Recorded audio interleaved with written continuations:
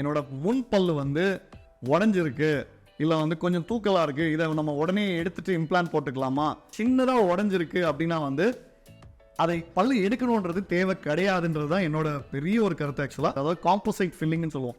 அந்த filling material வந்து பல்லு கலர்லேயே வந்து ரொம்ப நேச்சுரலாக நம்மளால் கொடுக்க முடியும். அது ஒரு சிம்பிள், ரொம்ப கம்மியாக செலவில் உங்களுக்கு முடிகிற ஒரு விஷயம்.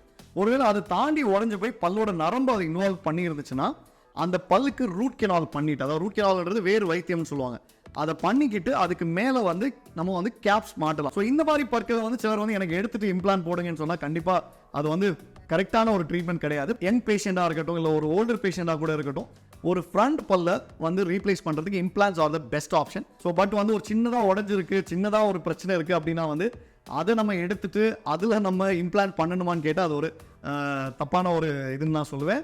என்னோட பேர் டாக்டர் பிரேமலக்ஸ் லாரன்ஸ். நான் ஒரு வேர்பதை specialist, all on 4 all on 6 specialist. Actually காமனாக வர்ற ஒரு கொஸ்டின் பார்த்தீங்கன்னா, என்னோட முன் பல்லு வந்து உடஞ்சிருக்கு, இல்லை வந்து கொஞ்சம் தூக்கலாக இருக்குது, இதை நம்ம உடனே எடுத்துகிட்டு இம்ப்ளான்ட் போட்டுக்கலாமா அப்படின்னு கேட்பாங்க. ஸோ நான் இப்போ கரண்ட்டாக இந்த முன் பல்லை நம்ம ரீப்ளேஸ் பண்ணுறதோ இல்லை அழகுபடுத்துறதுலையோ இருக்கிற கரண்ட் டெக்னாலஜி கான்செப்ட்ஸ் பற்றி தான் நான் வந்து இந்த வீடியோவில் சுருக்கமாக பேச போகிறேன். ஸோ ஆக்சுவலாக பார்த்தீங்கன்னா, ஒரு சின்னதாக உடஞ்சிருக்கு அப்படின்னா வந்து அதை பல்லு எடுக்கணுன்றது தேவை கிடையாதுன்றது தான் என்னோட பெரிய ஒரு கருத்து. ஆக்சுவலாக அதை வந்து சின்னதாக வந்து இப்போ இருக்கிற ஃபில்லிங் மெட்டீரியல்ஸ், அதாவது காம்போசைட் ஃபில்லிங்னு சொல்லுவோம், அந்த ஃபில்லிங் மெட்டீரியல் வந்து பல்லு கலர்லேயே வந்து ரொம்ப நேச்சுரலாக நம்மளால் கொடுக்க முடியும். அது ஒரு சிம்பிள், ரொம்ப கம்மியாக செலவில் உங்களுக்கு முடிகிற ஒரு விஷயம்.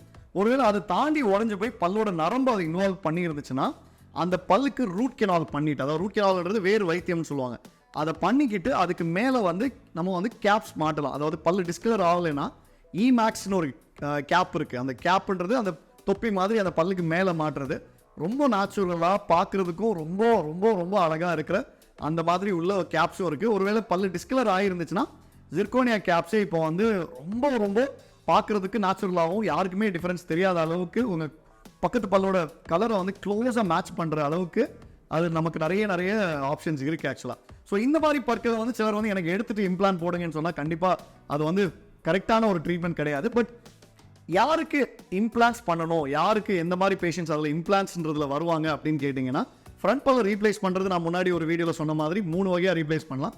ஒன்று வந்து கழட்டி மாற்றுறது, டென்ச்சர் அப்படின்னு சொல்லுவோம், அது ஆக்சுவலாக வந்து அப்சல்யூட், இப்போ நாங்கள் அதை யூஸ் பண்ணுறது இல்லை. அப்புறம் டெம்பரரியாக நாங்கள் யூஸ் பண்ணுறது எசிக்ஸ் அப்ளையன்ஸ்னு சொல்லுவோம், அதில் வந்து ஒரு பல்லு வச்சு அதை டெம்பரரியாக யூஸ் பண்ணுறது சில டைமில் வந்து யூஸ் பண்ணுவோம். ரெண்டாவது ஆப்ஷன்ன்றது பிரிட்ஜுன்றது யாருக்கு இம்ப்ளான்ட் பண்ண முடியாதோ அவங்களுக்கு வந்து நம்ம பிரிட்ஜுன்ற ஒரு ஆப்ஷன் கொடுப்போம். இம்ப்ளான்ட் பண்ண முடியாது அப்படின்ற அது யாராக இருக்கும் அப்படின்னு கேட்டிங்கன்னா, medically if they are unfit அவங்களுக்கு வந்து இம்ப்ளான்ட் பண்ண முடியாதுன்றது நம்ம சொல்லுவோம். இப்போ ஆனால் வந்து எலும்பு இல்லை, முன்னாடி வந்து எலும்பு இல்லைன்னா இம்ப்ளான்ட் பண்ண முடியாதுன்ற ஒரு கான்செப்ட் இருந்துச்சு. ஆனால் இப்போ எலும்பு இல்லாட்டியும் நம்மளால் வந்து அந்த எலும்பை திரும்ப ரீபில்ட் பண்ணி இம்ப்ளான்ட் போடுறது தான். ஒரு யங் பேஷண்ட் மெடிக்கலி ஃபிட்னா அவங்களுக்கு முன்பல்ல ரீப்ளேஸ் பண்ணுறப்ப இம்ப்ளான்ட் போடுறது தான் பெட்டர் ஆப்ஷன் தேன் பிரிட்ஜுன்னு சொல்லுவோம். பிரிட்ஜுன்றது தான் ரெண்டாவது ஆப்ஷன். பிரிட்ஜுன்றது வேறு ஒன்றும் இல்லை, 2 பக்கம் இருக்கிற நேச்சுரல் பல்லை வந்து ரூட் கெனால் பண்ணி சின்னதாக்குவாங்க. சில டாக்டர்ஸ் ரூட் கெனால் பண்ணாமல் சின்னதாக்கிட்டு அந்த 3 பல்லாக சேர்த்து கொடுக்குற ஒரு ஆப்ஷன் தான் பிரிட்ஜுன்னு சொல்லுவோம். இது ஒரு ஃபிக்ஸட் ஆப்ஷன் தான். ஆனால் ஒரு லாங் டேர்மில் வந்து you will have some problem. என்ன ஆகலாம்னா இந்த பக்கத்து பல்லில் பிரச்சனை வரலாம், அந்த சப்போர்ட் எடுத்த பல்லு பிரச்சனை ஆகலாம்.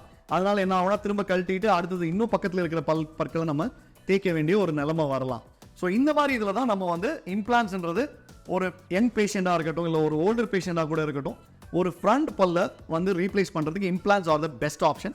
உங்களுக்கு அடிக்குவேட் எலும்பு இருக்குது அப்படின்னா வந்து இப்போதைக்கு இப்போ பண்ணுற இம்ப்ளான்ஸ் எல்லாம் பார்த்தீங்கன்னா ஃப்ரண்ட் இம்ப்ளான்ஸ்லேயே வந்து ஸ்க்ரூ ரீடைன் இம்ப்ளான்ஸ் நம்மளால் பண்ண முடியும். அதாவது அந்த இம்ப்ளான்ட் பல் இது, நேச்சுரல் பல் இது அப்படின்னு தெரியாத அளவுக்கு நம்மளால் பண்ண முடியும். டெக்னாலஜியும் அந்த அளவு வளர்ந்துருக்கு. இந்த மாதிரி மோஸ்ட் ஆஃப் த கேசஸ், ஒரு 90% ஆஃப் த கேசஸில் பார்த்தீங்கன்னா இம்ப்ளான்ட்டை பிளேஸ் பண்ணி அன்னைக்கே வந்து உங்களுக்கு டெம்பரரியாக ஒரு ஃபஸ்ட்டு ஒரு பல்லு உடனே கொடுத்துருவோம். உங்கள் நேச்சுரல் பல் இருந்துச்சுன்னா அதே அளவை எடுத்து அப்படியே நமக்கு அதை மேட்ச் பண்ணி கொடுத்துடலாம். அது ஒரு 2 months யூஸ்வலாக ஹீலாக விடுவோம். என்ன கிராஃப்டிங் எதாவது பண்ணியிருப்போம், பல்லு எடுத்துகிட்டு இந்த ஏட்ரமேட்டிக்காக பல்லு எடுத்தாலும் அதில் கொஞ்சம் கிராஃப்டிங் நம்ம பண்ணியிருப்போம். அந்த கிராஃப்ட் எல்லாம் செட்டில் ஆகி இம்ப்ளான்ட் செட்டில் ஆகிறதுக்கு ஏறக்குறைய 6 weeks to 2 months டைம் வரைக்கும் நம்ம விட்டுட்டு அதுக்கப்புறம் நம்ம வந்து நேச்சுரலாகவே உங்களுக்கு என்ன மாதிரி க்ரௌன் வேணுமோ அந்த அழகான க்ரௌனை நம்மளால் இம்ப்ளான்ட்டை வச்சு நம்ம பண்ணலாம். ஸோ பட் வந்து ஒரு சின்னதாக உடஞ்சிருக்கு, சின்னதாக ஒரு பிரச்சனை இருக்குது அப்படின்னா வந்து அதை நம்ம எடுத்துகிட்டு அதில் நம்ம இம்ப்ளான்ட் பண்ணணுமான்னு கேட்டால் அது ஒரு தப்பான ஒரு இதுன்னு நான் சொல்லுவேன். அது மட்டும் இல்லாமல் இப்போ இதை தாண்டியும் வந்து சில டைம் சின்னதாக உடஞ்சிருக்கு அப்படின்னா வெனியர்னு ஒரு ஆப்ஷன் இருக்குது. அதுலேயும் வந்து நம்ம வந்து அந்த உடஞ்ச பாகத்தை நம்ம அழகாக இது பண்ணி ரொம்ப நேச்சுரலாக நம்மளால் இது பண்ண முடியும். இதெல்லாம் பண்ண முடியாத காம்போசைட் ஃபில்லிங்கோ இல்லை வந்து வெனியரோ இல்லை வந்து ஒரு நார்மலாக சிம்பிளான ஒரு ப்ரொசீஜர் பண்ண முடியாத ஒரு நிலைமையில தான் அந்த பல்லை எடுத்துட்டு நம்ம வந்து இம்ப்ளான்ட் பண்ண முடியும். அப்படி ஒரு நிலைமை இருந்தாலும் நம்மளால் வந்து டெஃபினட்டாக பியூட்டிஃபுல்லாக நம்மளால் பண்ண முடியும். ஒன்ஸ் அகெயின் உங்களுடைய நண்பன் டாக்டர் பிரேம் அலெக்ஸ் லாரன்ஸ்.